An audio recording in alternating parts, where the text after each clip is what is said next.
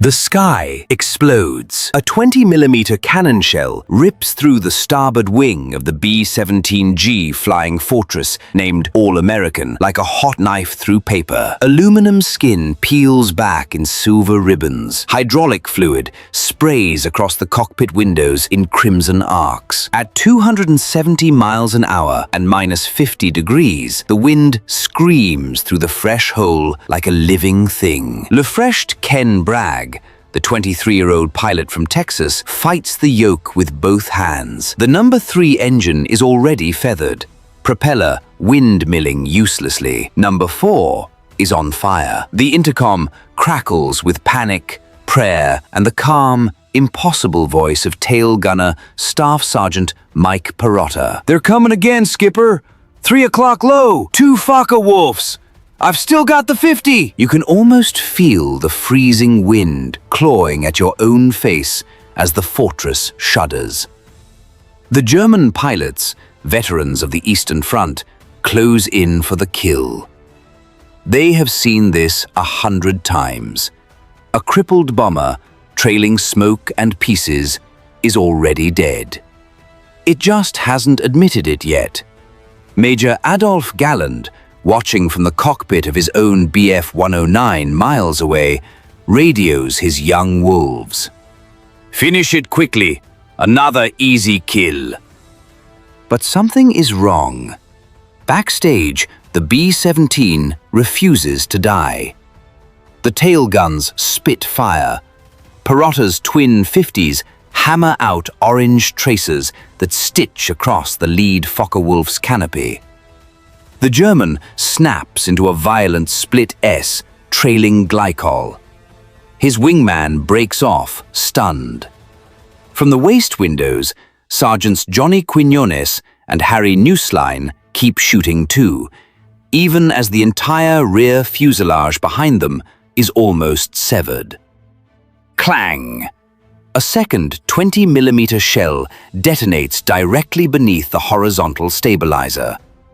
The explosion lifts the tail a full 10 feet. When it slams back down, the skin tears open like a tin can. The vertical fins fold outward at impossible angles. The fuselage is now held together by nothing more than 2 thin steel beams and the control cables running through them. Every German pilot watching expects the wings to fold, the bomber to spiral, the 10 men inside to vanish in a blooming fireball. It never happens.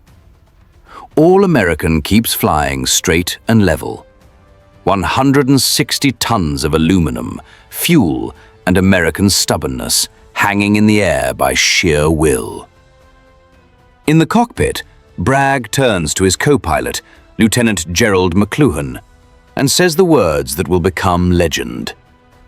"Jerry, I think the tail's gone." Misuse McLuhan looks back through the bulkhead door. His face goes white. "Pennsylvania, it is gone."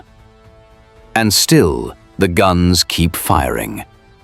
The Luftwaffe pilots circle once, twice, like sharks that can't believe the whale is still swimming. Then, low on fuel and shaken, they turn east and disappear into the winter haze. All-American has just done the impossible. Brightness et over. She still has to get home. The wind is no longer wind. It is a freight train roaring through the severed fuselage. From the radio compartment forward, the B-17 is intact. From the radio compartment aft, there is nothing but sky. The waist gunners, Quinones and Nusslein, stand on a narrow catwalk that now ends in open air. Their oxygen masks frost over every time they exhale. Their gloves freeze to the gun handles. Every burst of the 50s sends a violent shudder through the 2 remaining steel spars that keep the tail attached. Below them, 27,000 feet straight down to the patchwork fields of Germany. Sergeant Quinones looks at Nusslein and laughs. a short, insane bark that crackles over the intercom. "Hey, Harry! We're flying a convertible!" Nusslein doesn't answer. He's too busy watching the tail guns of the ball turret, still tracking, still firing. The ball turret hangs beneath the belly like a glass egg, completely unsupported now that half the floor is gone.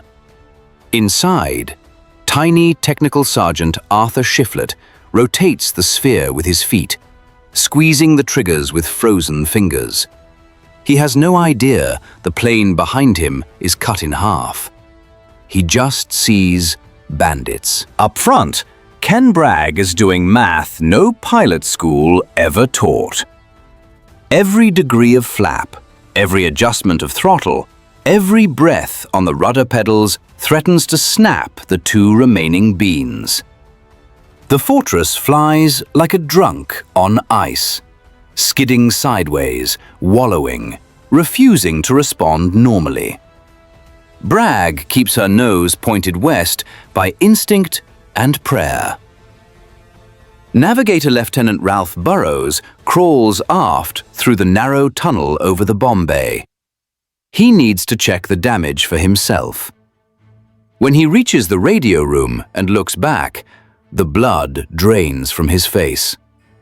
The tail is folded downward at a 30-degree angle, like a dog with a broken back. The twin rudders flap uselessly in the slipstream. The horizontal stabilizer is bent into a shallow V. And yet, somehow, the elevator cables are still taut.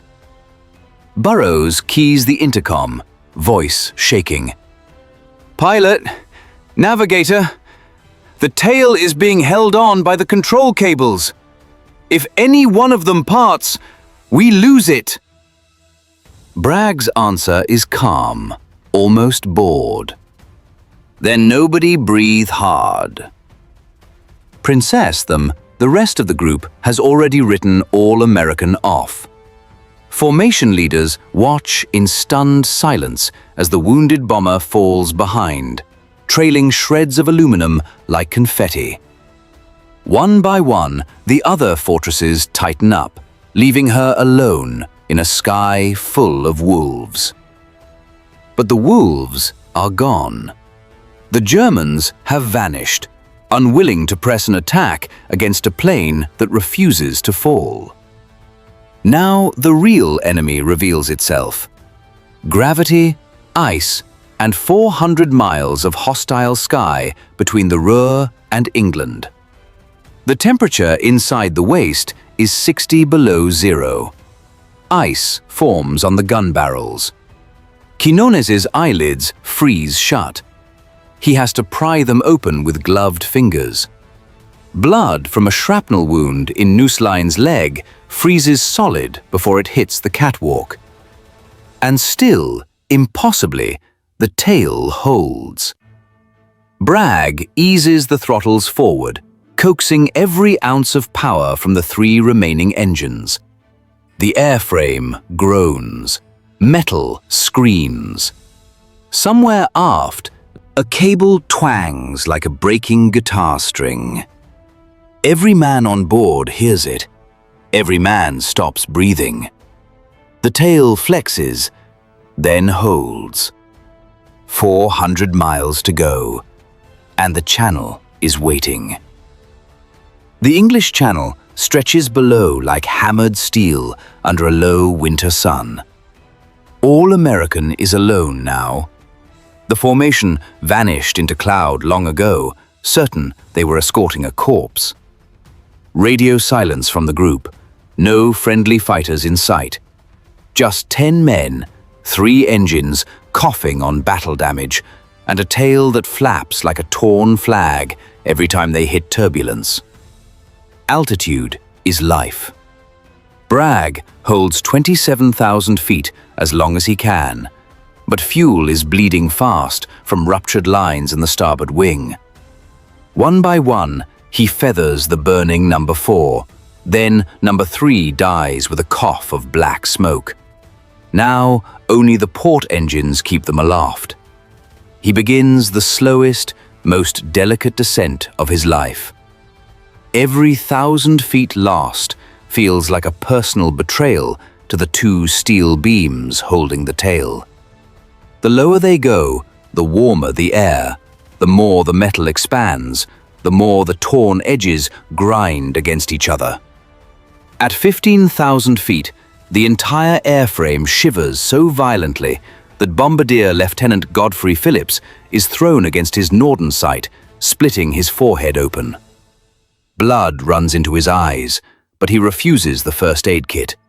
He's busy calculating how slowly they can descend without stalling or snapping the spine. Punished, over the intercom, a new voice breaks the tension, almost casual. "Hey, Skipper, this is Parada back here. You guys want the good news or the bad news?" Bragg manages a laugh that sounds more like a sob. "Give me the good news, Mike." "I can see the English coast, dead ahead, maybe 40 minutes. Silence. 40 minutes might as well be 40 years. Buffering.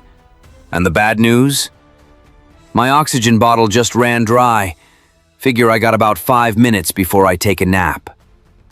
Discharged Perotta's tail gunner position is the most exposed spot on the plane. With the fuselage wide open behind him, his portable walk-around bottle is all that stands between him and unconsciousness. No one can reach him. The catwalk ends 20 feet forward of his turret. Bragg makes the call instantly. "Everybody buddy breathe. Get oxygen to the tail. Crawl if you have to." What follows is one of the most insane acts of teamwork in 8th Air Force history. Waist gunner Harry Nusslein, bleeding from the leg, unhooks his mask and crawls aft along the narrow beam that used to be the fuselage floor. One hand for the oxygen hose, one hand for the beam. Nothing beneath him but the grey channel. Quiñones follows, dragging a spare bottle like a relay runner passing a baton. Condemned there reach Perotta with 90 seconds to spare. He's already grey, lips blue. But when the mask hits his face, he sucks air like a drowning man and gives them a thumbs up through the frost-covered glass of his turret. The coast slides underneath. White cliffs, anti-aircraft batteries that recognize the silhouette and hold fire. Farmers in fields who look up and cross themselves. Bragg calls the tower at Bassingbourn, their home field. "Tower, this is all American. We're coming home ugly. Clear the runway and get the crash trucks hot." The controller's voice cracks. "All American? We heard you went down over Frankfurt." "Yeah," Bragg answers. "The Krauts thought so too." Final approach. Flaps at 10 degrees, then 15. The tail flexes downward with an audible metallic scream. Gear down. The drag is almost too much. Airspeed bleeding off fast. Bragg refuses to reduce power. If he throttles back now, the reduced slipstream might let the tail fold completely. They cross the threshold at 140 miles per hour instead of the normal 110. The runway rushes up. Bragg hauls the yoke into his lap, forcing the nose up. The mains touch with a chirp that turns into a shriek of tortured rubber. The tail slams the concrete a split second later. There is no gentle deceleration. All American barrels down the runway like a runaway train. Bragg stands on the brakes. Sparks and smoke pour from the locked wheels. At the very end of the tarmac, grass flying, the Fortress finally rolls to a stop with her nose buried in a hedgerow. Silence. Then the cheering starts. First from the tower, then from every ground crewman who watched the impossible landing. The crew stumbles out through the nose hatch. No one uses the rear door. There is no rear anymore. They stand on English soil, staring at what's left of their aeroplane. At nearly 45 degrees, connected by nothing more than frayed elevator cables and those two twisted spars. One cable has already parted. The other is hanging by 3 strands. Photographers swarm. Generals arrive. Someone hands Ken Bragg a cigarette with shaking fingers. A single question burns in every mind watching the wreck. How the hell did it fly 400 miles like that? The answer is still waiting in the blood-soaked waste section, where 10 exhausted boys from places like Texas, Brooklyn, and rural Ohio look at each other and realize they just rewrote the rules of what a flying fortress can survive. Floating the war isn't done with them yet. Word travels faster than any Messerschmitt. By nightfall, grainy photographs of All-American, tail hanging like a snapped neck, are pinned to every bulletin board from Bassingbourn to London. The next morning, they're on the desk of General Ira Eaker, commander of the entire 8th Air Force. By the end of the week, prints are smuggled across the channel by OSS agents and dropped in bundles over occupied France. To the resistance, it becomes a symbol. The Americans have aeroplanes that refuse to die. To the Luftwaffe, it becomes a nightmare. In the mess halls of Jagdgeschwader 26 and 27, young pilots who once bragged about easy kills stare at the photos in silence. Veteran aces like Walter Krupinski and Pips Priller study the torn fuselage and feel something cold crawl up their spines. Because All-American is not unique. She is the rule now. Across East Anglia, ground crews patch up B-17s that should have been scrapped and send them back into the sky the next day. One fortress, Memphis Belle, comes home with 800 holes and still lands. Another, Hell's Angels, loses an engine and half a wing to flak and makes it to Sweden on 3. Old 666, a B-17 flown by Captain J. Zima, fights off 20 Japanese fighters for 45 minutes, every gunner wounded, and limps home with 187 bullet holes. The stories pile up like cordwood. German intelligence officers compile frantic reports.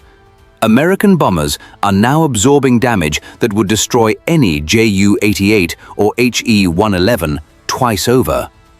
Crews are fighting to the last man, last bullet, last breath. The psychological effect is devastating. Adolf Galland, now General of Fighters, storms into Göring's office with a folder thick as a Bible. Herr Reichsmarschall, we are no longer shooting them down fast enough. They come back. They always come back. Göring waves him off, ranting about wonder weapons and final victory. But the pilots know better.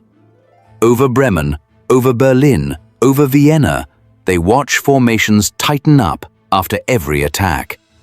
They see waist gunners still firing with frozen hands while their planes burn. They see ball turret gunners keep shooting even when the belly of the bomber is wide open to the slipstream. They start calling the B-17s zombies, and the more they shoot, the more zombies rise. By the spring of 1944, the Jagdwaffe is bleeding irreplaceable pilots at a rate Germany cannot sustain. Experienced Staffelkapitäne, who once claimed 5 kills a mission, now die to defensive fire from a single fortress. Fuel shortages ground entire Geschwader, while American factories pour out new bombers faster than the Luftwaffe can destroy the old ones. On June 6, 1944, when the first waves of D-Day Armada appear over Normandy, the sky above is owned by P-51 Mustangs, flying escort all the way to Berlin and back. Because the fortresses taught the world a lesson the Germans never forgot. You can blow a flying fortress in half, and it will still come for you. All-American herself never flew combat again. She was patched just enough to be flown to a scrapyard, then saved at the last minute. Today, what's left of her sits quietly in a museum, tail still bent, cables still frayed, holes still open. 10 old men visit her every year on February 1st. They stand in silence, hands on the cold aluminum, remembering the day they refused to fall. And somewhere, in the roar of engines that still echoes over the channel, you can almost hear Mike Perotta laughing over the intercom. "Hey, Skipper! Told you we'd make it!"